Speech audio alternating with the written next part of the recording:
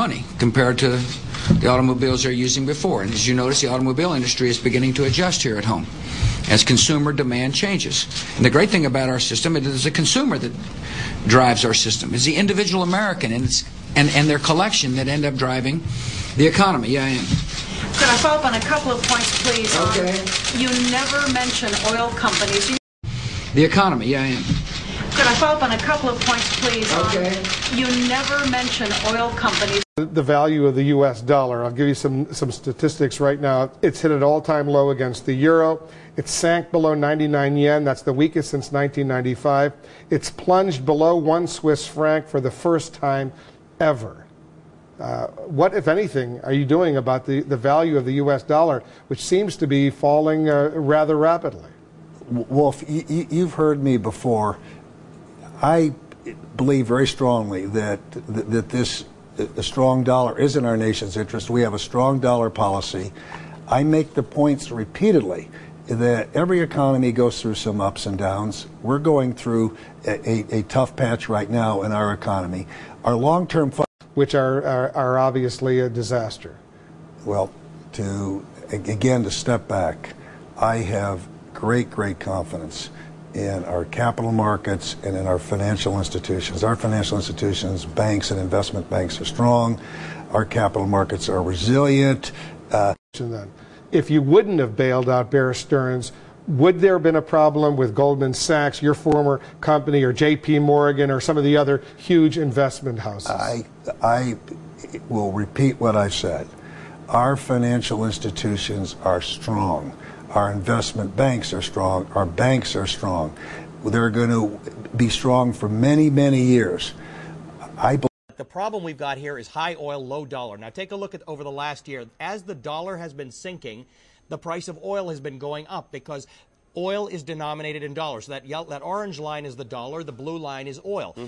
If you're Saudi Arabia and you're selling oil, you're getting dollars in exchange. Those dollars don't buy you as much in Europe or wherever else. So how do you make up for it? You restrict the outflow of oil and you get more money for the oil. So there's a school of thought that says dollar goes down, oil goes up. We're seeing the dollar again today hitting new lows. We're seeing and by the way, you're looking have to raise. Prices for all kinds of baked goods are going to be heading up, and that's all because of the rapid rise in the cost of a bag of flour, which is the result of wheat trading near an all-time high.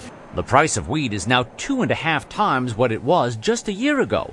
Why? Huge demand for ethanol has farmers planting more corn to produce the fuel when they could be growing wheat. And the dollar sinking to a record low is making U.S. wheat relatively cheap for foreigners. As a result, nearly 60% of the wheat harvested last year is being exported, leaving wheat supplies here at the lowest level since the end of World War II. Another factor pushing prices skyward. It's killing us. Areas. Finally, I note that the subprime crisis has affected markets not only here in the United States, but all over the world. And so we have been working closely with our international... Squarely within your realm, and that is the question of a weaker dollar. In 2000, we ran a budget surplus. Ever since then, the federal government has been running up larger budget deficits.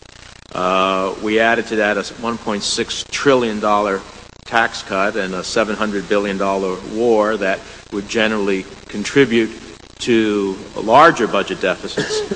And if you look at that and you look at the twin deficits of both trade and the budget, in combination you have with a low domestic savings rate, you have all of the makings of a weakening dollar. In 2002, the barrel of oil cost $23 and 23 euros. Now it costs, well, Chairman had even a higher figure than I had. I had 145 and 90 euros. I'm sure it just changed overnight. Do you agree with the Commodity Futures Trading Commission and others that the weakening dollar has contributed to the higher price of oil as an elemental part of our challenge? I do agree, and I said so in my testimony. It should be noted that the decline in the dollar from 2002 reversed an appreciation of the dollar that took place from the early 90s until that point, and it's related to the dynamics of our trade deficit, as you alluded to. Say today here in the Senate that you believe, as Chairman of the Federal Reserve, that our banking system is stable and capitally strong. Our banking system is well capitalized. It came in with strong capital. We are watching the situation very carefully. We've heard figures of 150 banks potentially going down because I assume of this adjustment that you're just kind of talking about. Do you guys have any projections on what kind of impact banking institutions going down, how many there potentially could be in the next year, or do you not want to comment on that? I think I would just refer you to Chairman Bayer's list and discussion from last couple of days. We don't have a projection. How many are on that list? About 95, as I recall. 18-month temporary authority to purchase only if necessary equity in either of the two GSEs. Am I correct in understanding that authority, the dollar amount would be unlimited? Yes, Senator, on that.